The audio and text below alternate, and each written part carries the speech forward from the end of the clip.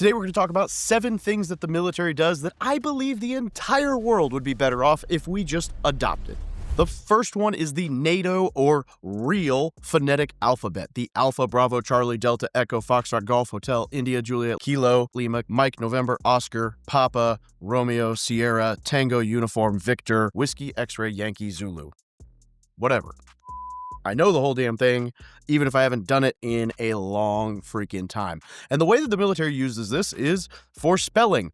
And the correct way to do this would be, so for example, my name is David Pere, D-A-V-I-D-P-E-R-E. And it would go like this.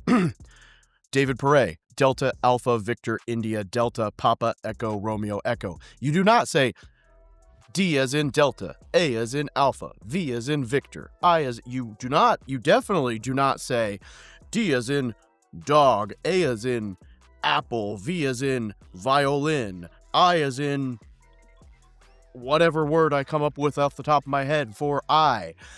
And this is why the phonetic alphabet is something that everybody should learn and should be widely adopted by the entire world, because life would be much easier. Imagine every time you do a telephone call with someone and they don't understand what the heck you're saying. If you could just go Delta, Alpha, Victor, India, Delta, and they would be able to go D-A-V-I-D without having to do all the other crap.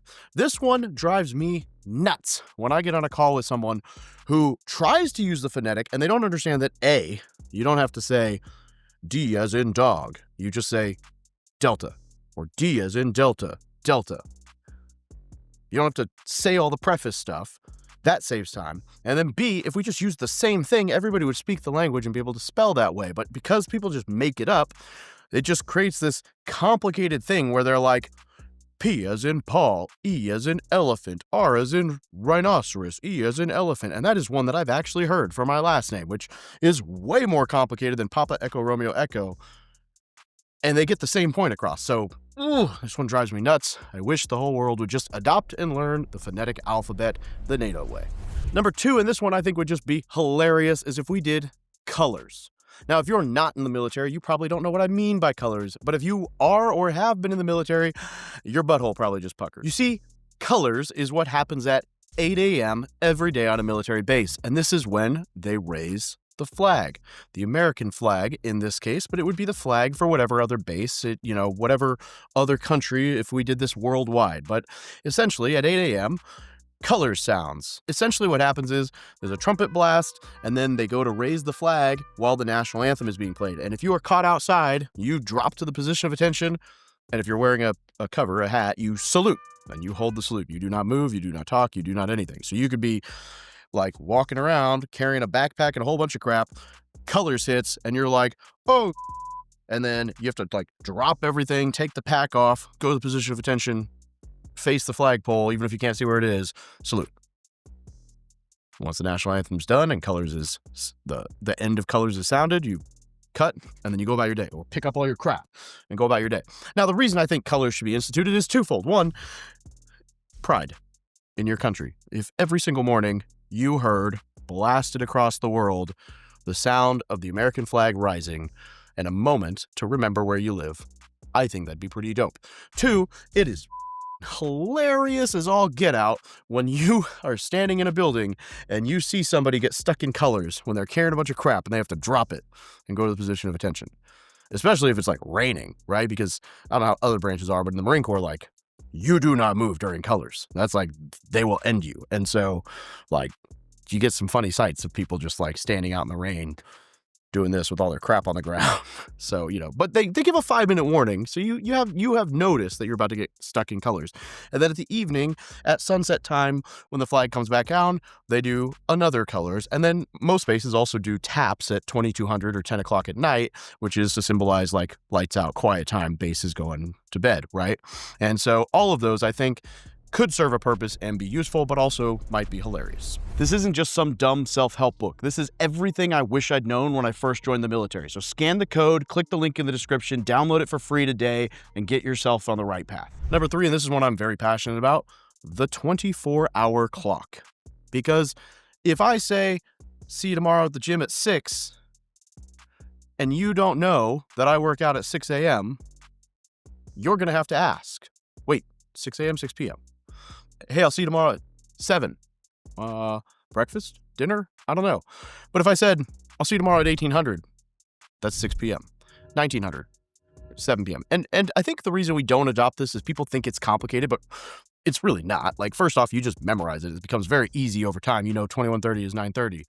But even if you didn't know that, you just subtract 12. So 2130 minus 12 is 930. Boom, there you go. All right, cool. That's how you convert it. But the 24-hour clock makes life much easier, even if, nobody likes to say 2245 hours. But 2245, 1045, same thing. You don't have to say PM. You don't have to clarify AM, PM. There's no confusion, no way to mess that up. Very simple, very doable. I'm really not sure why we don't do this. I still speak and utilize the 24-hour clock everywhere because it's easier. Number 4 here, same vein, Zulu time. Zulu time is a universal timeline. So instead of saying Pacific time, Mountain Standard Time, Central Standard Time, Eastern Standard Time, whatever time, the entire world in the military has what's known as Zulu time. So while you might be in California operating in Pacific Standard Time, right? If you're coordinating something with somebody who's in Eastern Time, instead of saying noon Pacific Standard Time or noon PST or noon Pacific, which then translates to 3 hours later for Eastern Time, you would just say whatever that time is in Zulu. And if everybody uses Zulu and knows the differentiator off of what they are, you can say, 2 o'clock Zulu time, 2 o'clock Zulu time. And you could be in India, halfway across the world, 13 hours, 12 hours, 9 hours, whatever time off. And if everybody knows what time Zulu is as the reference point, you all show up at the right time and place, and there's none of this just chaos that ensues when you're trying to coordinate amongst 7 different time zones. So I think Zulu time, as just a base timeline in the US, would make a lot of things easier for coordinating as well.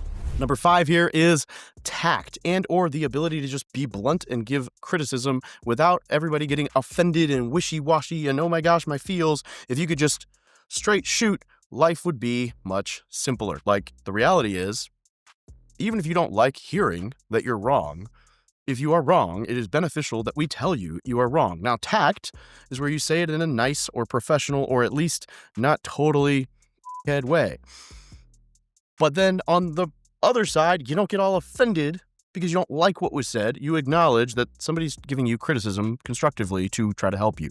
So I think the ability on both ends to say the mean thing or the correction in a nicer way, and then to take it, even if you don't like it, with a grain of salt, that ability universally would help the entire world out, because sometimes you're just plain wrong, and it doesn't mean you're a bad person. You were just wrong, and it's better to admit that, and it's also better to approach that in a good way. Number 6 here is SOPs, standard operating procedures. Now, a lot of businesses do this, and a lot of businesses also do this very poorly, but this is just a simple, standardized way of saying everywhere in the Marine Corps, this is the way we do this thing for this vehicle. And here's a checklist. And if you want to learn how to do this, no matter where you go, what unit, what place, whatever, this is how we do it for this vehicle in this space. And SOPs are just a way to standardize everything. And if we just had those for simplified jobs and careers and things across the world, it would make everybody's life a little bit easier. So imagine that there's an SOP for a roundabout, and you actually understood how to use a roundabout. There would be less chaos at said roundabout if everybody knew how to drive the same way. Newsflash, it's not stopping at the roundabout when there's nobody coming because you're too scared to drive. It's knowing the difference between yield and stop, and in this case, you just keep going because there's no one coming and it's a yield. Off my roundabout soapbox. Number 7 would be PT, because some of us are fat. And it would be good for everybody, mentally and physically, to get a little physical training in. Now, it doesn't have to be 5 a.m. group PT, everybody all the time, every day. But if we had a culture worldwide of fitness and trying to work out before work, or even a culture that incentivized employers to offer the opportunity and or time in your schedule to fit that in, people will be much happier and much more productive. Even if you took that little bit of time out of their work day to work out, the fitness and the mental and physical benefits of being fit and working out, I believe, would actually mean they get more done in that timeline than if they didn't take the 45 minutes to go work out during the day.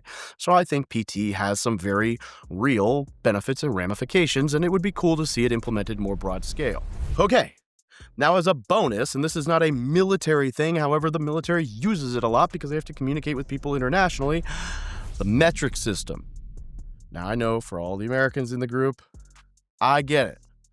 But it makes sense because 1, 10, and 100 makes a whole lot more sense than 1, 12, and 36.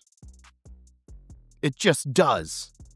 And centimeters and millimeters make a lot more sense when they're just all in the metric system than they do whatever. And that goes for measuring too, and all of the other things when it comes to, ounces and cups and this and that and quarts. Like if we just all use the same standard measuring system, and this is just something, I don't know what is America's deal.